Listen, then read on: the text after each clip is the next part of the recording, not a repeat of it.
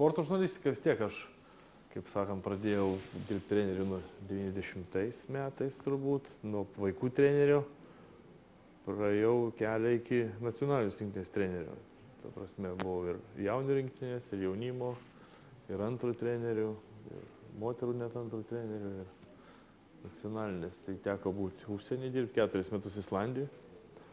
Islandai buvo vicečempionai olimpinių žaidynių, netaip senai. Tikrai rankinis.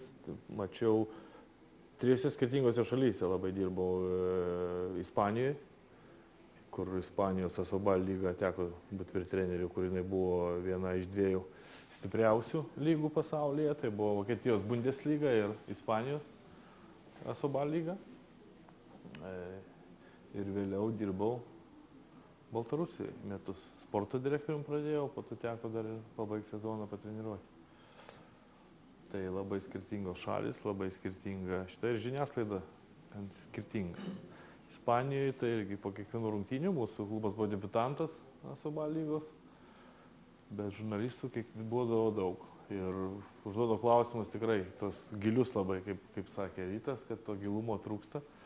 Ir kodėl tokia gynybos sistema, kodėl į vartus ėjo tas žmogus, o ne tas, viską turėjai paaiškinti, kodėl pasirinko taip gynybos sistemą, kodėl puolimui tas, kodėl tada pakeitė tą ir labai jie analizuoja, aišku, jie užaugę toje atmosferoje, jie ten rankinį futbolą turbūt nuo mažens mato, žino, apie televizorius daug rodo, jeigu aš nedaug iš futbolo išmokau visokių pratimų, bendro fizinio visko pamačiau žiūrėdamas televizorių, nes ten rodo Madrido Realo ir Barcelonos, tai visą dieną yra kanalai transliuoja, čia treniruotės ir viską.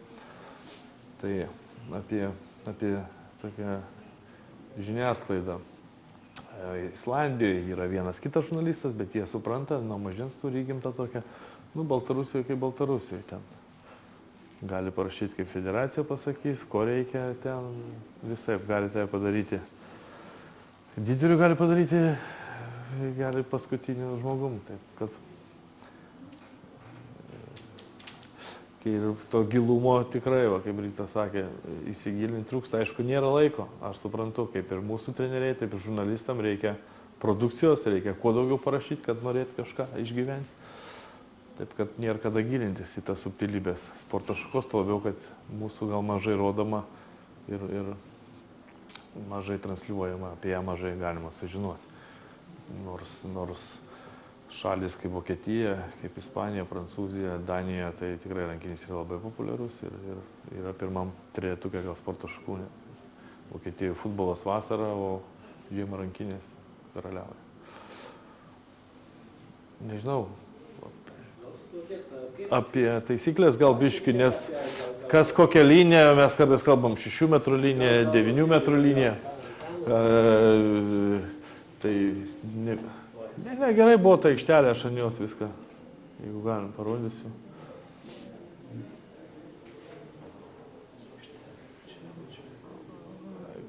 Nežinau, kuria aikštelė, bet kuria. Čia yra 6 metrų linija. Jinai brėžiame nuo šito virpsto, vidinės pusės 6 metrai, nuo šito 6 metrai. Ir čia sujungiama ta linija. Reiškia, visi metimai į vartus yra 6 metrų linija. Čia yra 9 metrų linija. Reiškia, jeigu bet kokia bauda, kuri nebuvo paskirtas 7 metrų baudinys, 7 metrų baudinys metamas nuo čia, nebuvo paskirtas, bet kuri bauda įsimetama nuo punktyrinės linijos, yra 9 metrų linija, laisvo metimo linija. Tai yra 3 metrai nuo kamulio įsimetant turi būti, tai užtat yra 9 metrų linija pasirinkta, kad gynėjas turi stovėti ant 6 metrų, jeigu įsimeta kamulį, nes visada įsimetant kamulį, varžovas turi būti 3 metrai nuo kamulio. 7 metrų baudiniai skiriami už pražangos, 7 metrų baudinys skiriamas už 100% progą pasiekti įvartį, dažniausiai už nutrautą realią progą pasiekti įvarčiui, nesvarbu kur jinai. Dažniausiai tai būna prie 6 metrų, aišku, bet gali būti ir iš čia. Jeigu vartininko nėra vartuose, aš metu kamuolį į tuščius vartus, iš šitos vietos, pavyzdžiui, nuo čia ir mane čia bauduoja neleistinai, tai gali būti skirtas 7 metrų baudinys. Net ir tai, kad kamuolys rieda į vartus, pavyzdžiui, ir teisėjas nuo staliuko sustabdo laiką. Tai buvo, jeigu nustato, kad tai buvo reali galimybė pasiekti įvarčių, tai yra skiriamas 7 metrų baudinys. Žiūrovas įbėgęs numušė kamuolį dėdant į vartus, taip, tai yra 7 metrų baudinys. Taip pat už gynybasi 6 metrų zoną. Jeigu gynėjas įėjo į tą zoną, įvyko kontaktas arba jis lietė kamuolį, tai bus paskirtas 7 metrų baudinys. Tokie pagrindiniai dalykai. Baudos, kaip traktuojamas rankiniai. Rankiniai galima žaisti, reikia žaisti, stengti žaisti į kamuolį, neakcentuoti į ranką, šokio smūgio, į kūną. Kitaip, tai vadinama yra progresyvinė bauda, progresyvinių baudų sistema. Pirma teisėjas sušvilps baudą, po to pasakys baig, po to bus geltona kortelė. Sekantis kartas už tokią baudą gali būti 2 minučių šalinimas. Rungtynės. Tokia baudų sistema. Kamuolio valdymas. Kamuolį, aš galiu su kamuoliu daryti pagavęs kamuolį, galiu daryti 3 žingsnius, 1, 2, 3, susimuš kamuolį ir vėl daryti 1, 2, 3 žingsnius. Kaip krepšinį negalima daryti tik 1 žingsnį nesumušus kamuolį, tai pas mus gali daryti iškart pagavęs 3 žingsnius. Kamuolys, kur ore pagaunu, žengiu žingsnį, skaitosi nulinis žingsnis, jis nesiskaito. Ar tai bus ant 2 kojų, 1, 2, 3 galiu daryti, sumuš kamuolį ir vėl. Ar tai. Varimas dvigubas, žinau, kamuolį galiu vieną ranką varyti, pagavęs vėl nebegaliu varyti. Dvigubas varimas, čia visi žino turbūt. Su kamuoliu stovėti ir jeigu laikysiu kamuolį ilgiau kaip 3 sekundės, nerandu kur pratęsti atakos, 3 sekundės, pažeista 3 sekundžių taisyklė, aš negaliu ilgiau kaip 3 sekundės laikyti kamuolį, bus į kitą pusę kamuolys atimtas. Keitimosi zona pas mus yra čia, 4,5 metro linija, yra brūkšneliai užbraukšti, čia nėra. Ir kada nori į žaidėją išėjus, gali įeiti kitas žaidėjas. Tas pats vartininkas keičiamas per čia. Jeigu aš noriu įleisti papildomą žaidėją, vartininkas išeina per čia, žaidėjas su vartininko marškinėliais įeina ten. Turi būti vienas vis laik žaidėjas su skirtinga apranga, tai yra vartininkas pas mus. Kojom žemiau kelių negali kamuolys leist kojų, negaliu žaisti. Skyrus vartininko aikštelėje.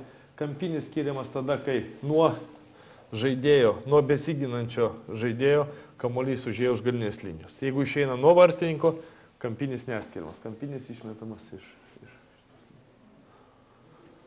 Taip greit prabėgau, gal ką pamiršau. Pasyvų žaidimą. Jeigu komanda atakuoja ir perdavinė kamuolį, nėra judėjimo į vartų pusę. Tai teisėjai, paprastai kamuolys taisyklėse nėra, 3 kartus praeina nuo karto ir nebuvo judėjimo, noro atakuoti, nebuvo judėjimo į vartų pusę. Teisėjas įspėja komandą, kad jinai neatakuoja, pakelia ranką. Po pakelimo rankos 3 perdavimai turi būti jau metimas, turima atakuoti. Jeigu kamuolys nuėjo į kraštą, pasyvo metu, nuėjo į kraštą ir žaidėjas nemeta iš krašto, bėga nuo vartų, iškart skiria į kitą pusę atimamas kamuolys. Jeigu po metimo kamuolys lietė vartininką ar virpsta ir atšoko į aikštę, vėl ta pati komanda atakuoja, vėl skaitosi nauja ataka, vėl leidžiama atakuoti, jau pasyviai ataka pasibaigia. Dėl pasyvo. O kaip žaidimą pakeitė, kada buvo atšaukta 45 sekundžių taisyklė? Ta taisyklė buvo įvesta tik tai Tarybų Sąjungoje. Jie norėjo, kad atakuotų žaidimas, bet kai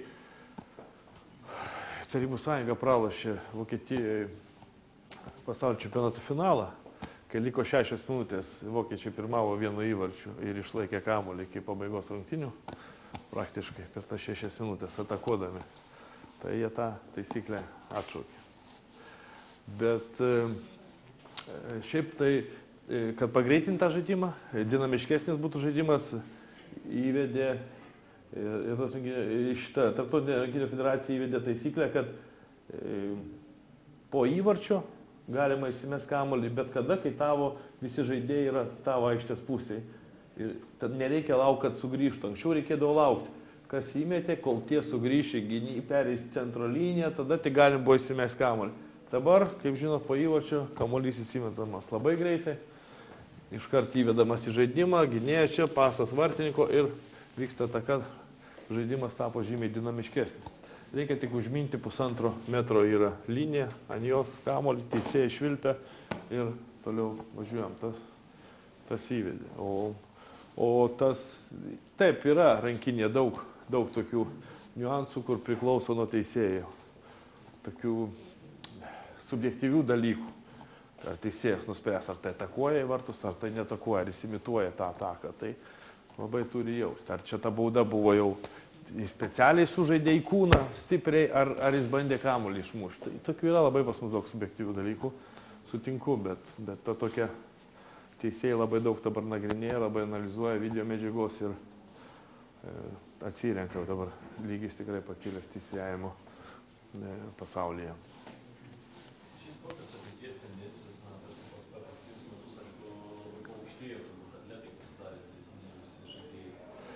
Pagreitėjo, sakyčiau, ir nesvarbu, ar tu esi 2-metrinis, ar tu esi 1,60 m, dabar turi būti greitas. Anksčiau būdavo Tarybų sąjungoje sustoja prie 6 metrų, čia va, 4 gynybo 2-metriniai, į puolime irgi ateina 2-metrinis, jam čia dviese pastato senelė, įsibėgėja, mesdavo. Dabar tas, kad tu esi aukštas, neturi to pranašumo, jeigu tu būsi lėtas. Greitesnis gynėjas, jis išbėga, subaudoja, atsistoja prieš tave, neleidžia tau laisvai mesti į vartus, arba tu priverstas mesti nuo toliau, nuo čia.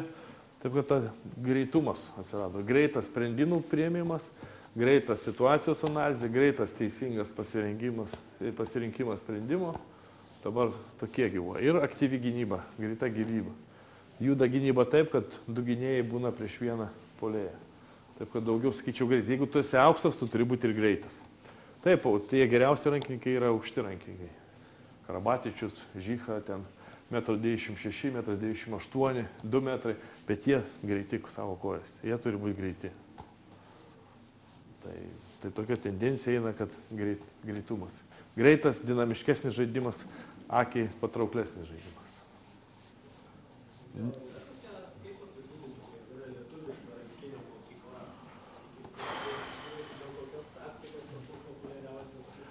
Atvirai pasakant, mes praradom tą nacionalinę mokyklą, pagrindinis tikslas vėl ją susigrąžinti, manau. Jeigu čia va išdėstė prezidentas, kiek yra gynybos sistemų.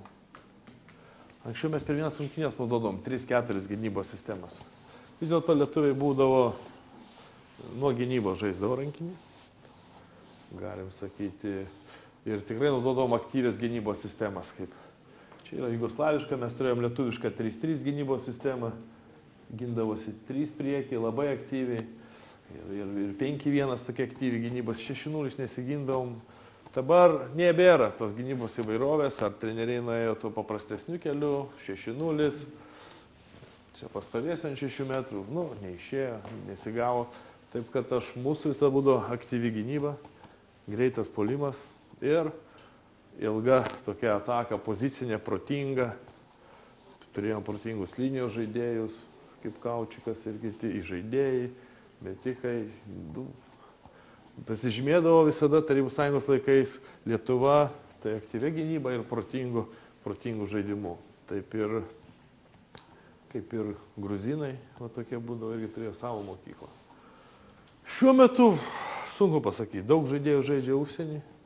Atvažiuoja, jeigu vyrų rinktinė žiūrėti ar suaugusių rinktinės. Taip kad norisi man irgi tos aktyvesnios lietuviškos mokyklos, aktyvesnė gynyba, priverčiant varžovus suklysti, pastoviai spaudžiant, priverčiant pastoviai nutraukti ataką. Jeigu tu subauduoji 1 kartą, 2 kartą, gražiai su 3 kartą puolančią komandą, teisėjas iškart kelia ranką pasyviai ataką. Jie netakoja, 2 perdavimai, bauda, 2 perdavimai bauda. Ir vėl priverstas varžovas atakuoti greitai, mesti iš neparankios padėties. Tada yra gera galimybė pasiekti įvarčius